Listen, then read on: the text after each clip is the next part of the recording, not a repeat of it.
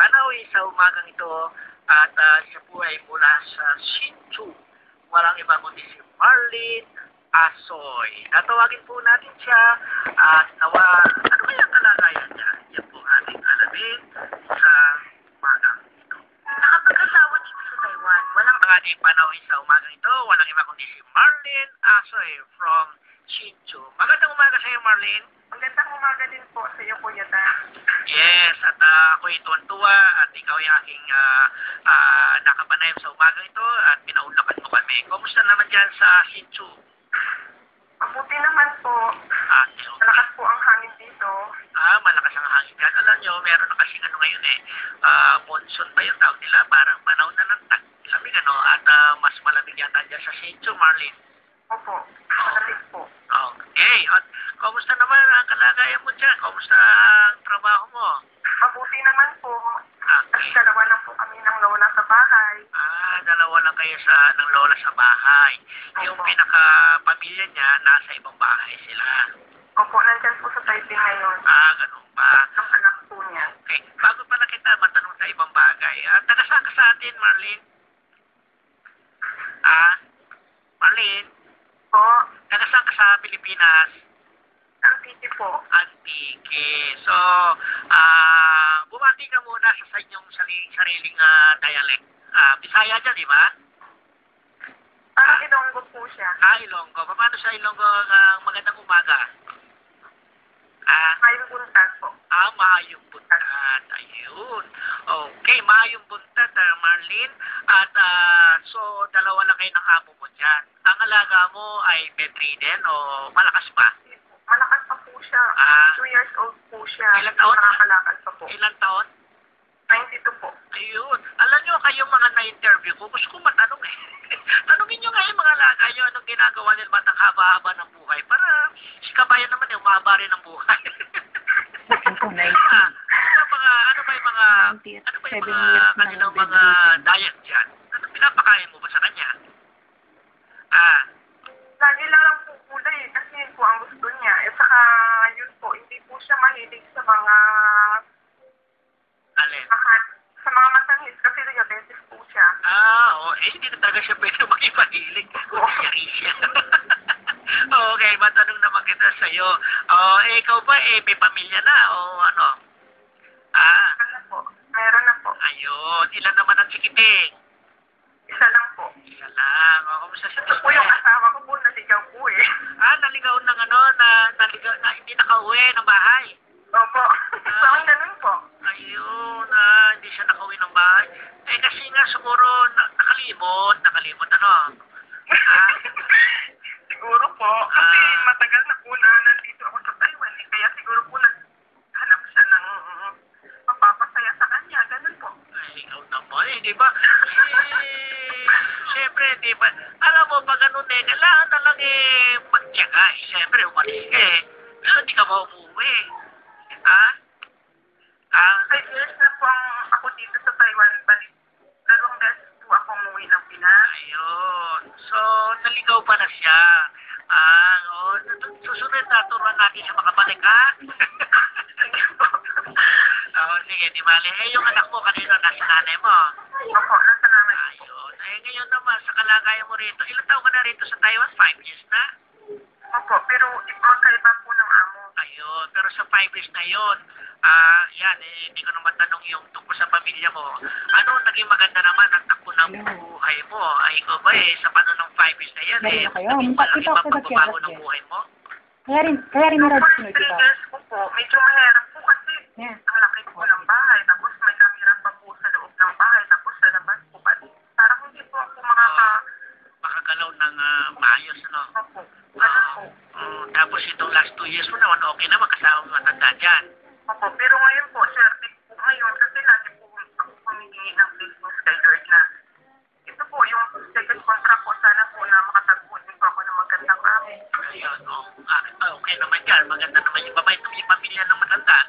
Opo, mabait naman po. Ayun. So, sa buhay mo naman, sa pamilya mo naman, ano naman naging takbo sa panahon yan? Di ba na si Mister, naligaw? Yung buhay mo, sa sarili mo, ano naman ang nangyari? Sa tingin mo ba maganda ang nangyayari ngayon? Opo, maganda naman po kasi nakabili po ako ng lupain tapos yung pinagsasakaan po ngayon ng kapatid ko at saka po yung kapatid kong bunso napaaral po siya ng college. Aha. Opo, yun po. Nakapagtapos din po siya ng criminology. Ayun. So, pahuli mo ha. Pahanap mo doon sa kapatid mo na nagtapos ng criminology ha. Pag na po, pabayaan ko na yun, okay lang po. So, maganda pala. Natulungan mo yung pamilya mo, sa mga kapatid mo, no? At ikaw naman, nakabili ng mga lupa. Eh, sino nagmamahala ng mga lupain mo ngayon? Yung kapatid ko po. Kapatid mo, bahay, meron din na ipatayo. Ah, Kasi yung second contract ko po, ngayon nakabili ako ng lupi na papatayuan ng bahay pala. patatayo mo ng bahay, ayan, oo. Kasi nga, gusto bumalik ng asawa mo, hindi niya mahanap yung bahay, kaya pag napapatayo ka, makabalik na siya. Ah, Kasi may pamilya na po siya. meron na ba? Ay, nako. Sige, di ba, pagkalimutan na natin yung naligaw. Ikaw na lang. Kumusta naman dyan, kumusta ang komunikasyon mo sa anak mo? Ilang taon yung anak mo? 7 years old po siya. 7 years old. Oo, at tanay-bay kayo yung nagkakausap. Opo, araw-araw po tumatawag. Ayun, maganda yun, importante yun, lalo yung bata. 7 taon, nakahanap yan. Siyempre, napagalingan ng isang ina, yung may nakakausap siya, minsan marami siyang katanungan sa sarili niya. Siyempre, maganda yung sumasagot yung magulang. Kaya maganda yung tumatawag. Huwag ka magme-menos doon sa gastos, importante yan eh. Yung bata, nakakausap. Babae ba o lalaki anak mo? Babae po. Babae, uy, nalo na yan eh. Baka meron na siyang pa-crush-crush. Wala ko naman po. Wala Mas po pa-crush-crush. sinasabi na huwag pabayaan yung pag-aaral. Yan, importante yun, di ba? Oo, importante yung pag-aaral. Ay, kumusta naman ang sarili mo, ha? Huwag mo rin pabayaan ang sarili mo dyan, ha? Sa sityo, baka meron pa mga, ano dyan, ang may visit sa'yo dyan. Itabi mo muna. Ay, mga bubuyog dyan na maingay. May mga bubuyog dyan, marami mga bubuyog dyan. Wala po. Kasi hindi naman po ako madalas na lumalabas eh. Kasi hindi ko rin po pwede iwanan yung matanda. Oo, importante sa anak na muna, ha? Oo, kami naman ay masaya na nyo. Itong ating portion ng ating programa, itong tinatawagan natin yung mga kababayan natin, natutuwa kami na nalalaman namin na yun nga, yung kalagayan nyo ay nasa mabuti. Yung mga problema, tumawag na kayo sa Meko. Andiyan ang Meko at nakikinig kayo. So, meron ka ba nais na ipaabot sa ating mga kababayan, sa inyong lingkod, ha? Marlene? Opo. Gusto ko lang po pasalamatan si Ate Pearly Baluyos na siya po nag-encourage sa akin na magpa-enjoy ko po sa inyo po yun. Ayun. First time ko po marinig ang boses ko on air. Ganun ba? Pakita mo record mo. Tapos? Yes po, binabati ko rin po yung kaibigan ko si Jenalyn na sa Changma po siya. Sa Changwa. Uy, pinakikita kayo yan. Oo. Saka si Michelle Gonzalez, Aha. si Mary Grace Canlang. Yun. Itong programa na to, anong nagawa naman sa'yo? Itong member ka ba ng Radyo Pinoy Fans Club? Opo. Ano naman nagawa sa'yo? Yung yan, kaya sa pag-iisa mo ngayon, nakakatulong ba sa'yo?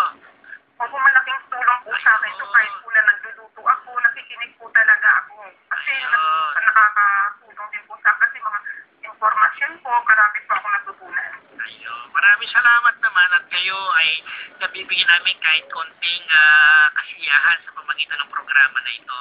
Kasi alam mo, itong programa ito matagal na.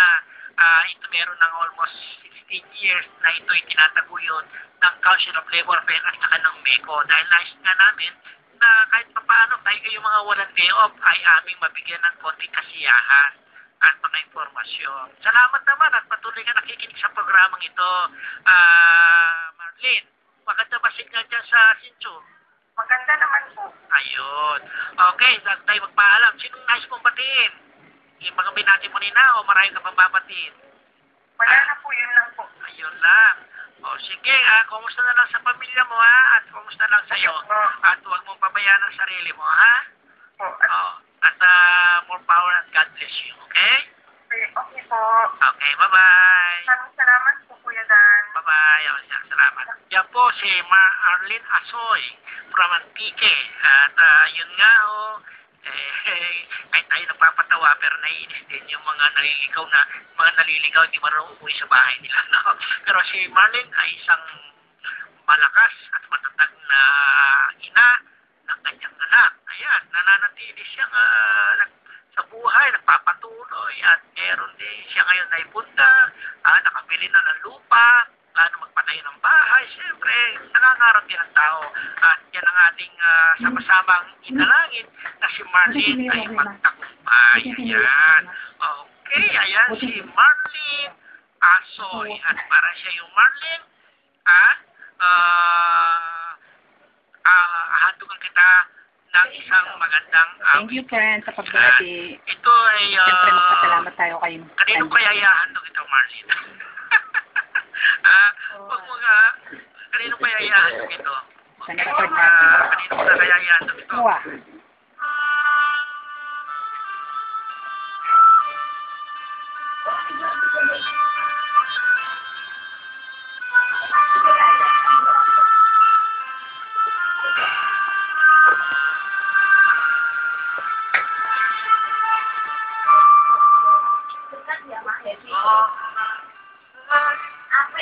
Umaga magkaroon naman tayong konting sigla.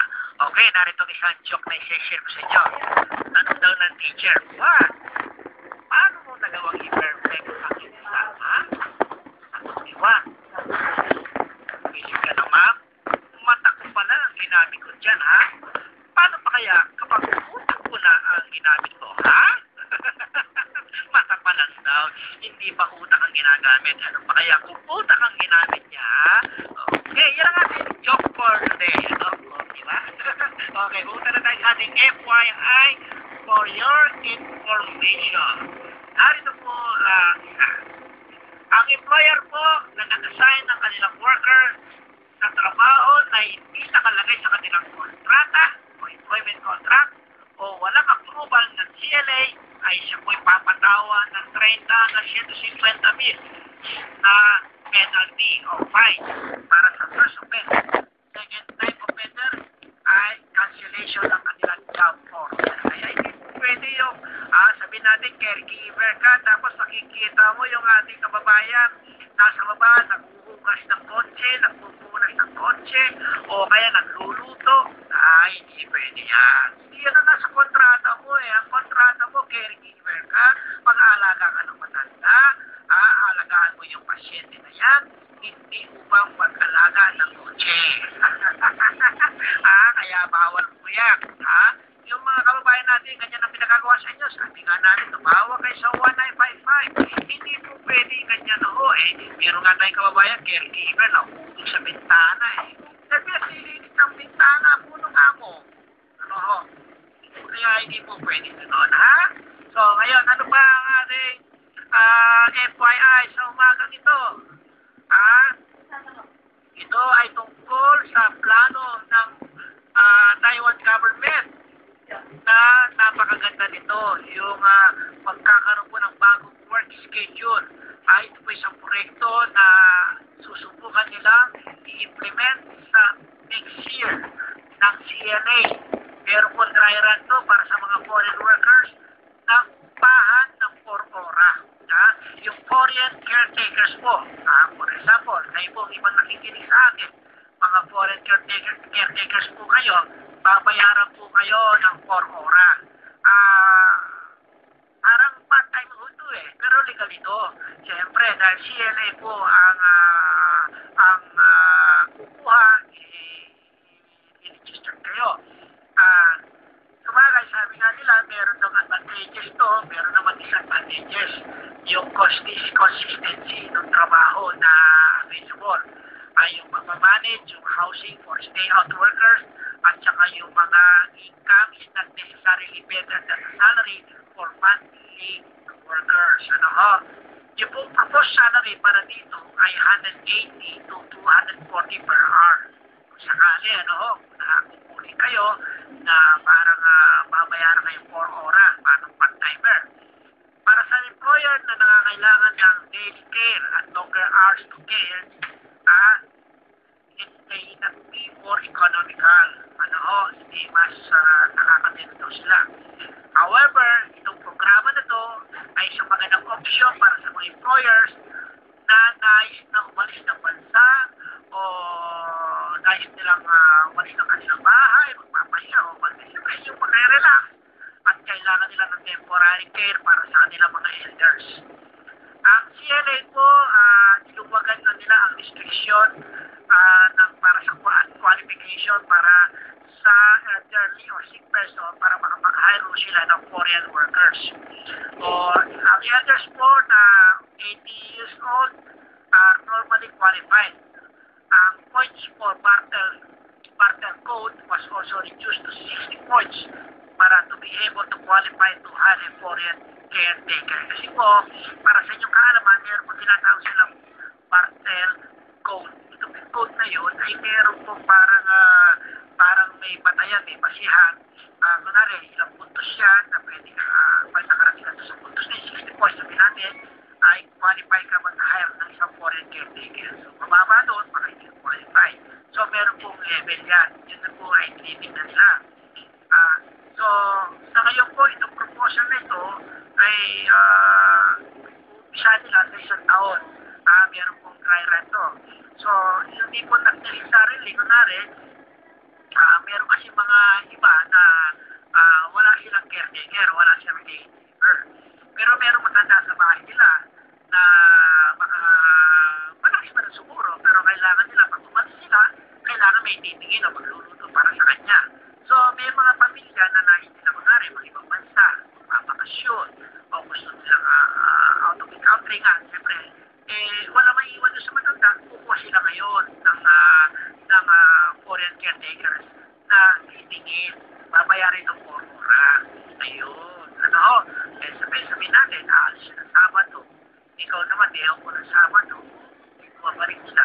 Bantayan mo, pero kailangan po yan na may rin naka-register kayo. At may mga detalye pa ito. Meron pang mga regulasyon o yung mga dapat na gawin. Para ito ay may sagawa ng maayos. So, yan po ang isang nais namin na ipaako sa inyo. At para sa korekto na nakalaan na ito na gagawin ng CLA. Alam nyo ba, may pangyayari rin ngayon tungkol dito sa mga illegal na worker.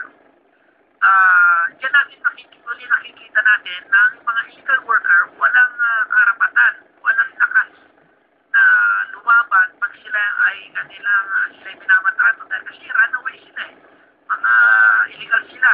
Nangyari ito, isang example na lang. Dito nangyari sa isang place dito sa Taiwan. At yung isang employer dito, kumuha siya ng mga runaway workers para mag-maintain at mag-install ng electricity at water supply.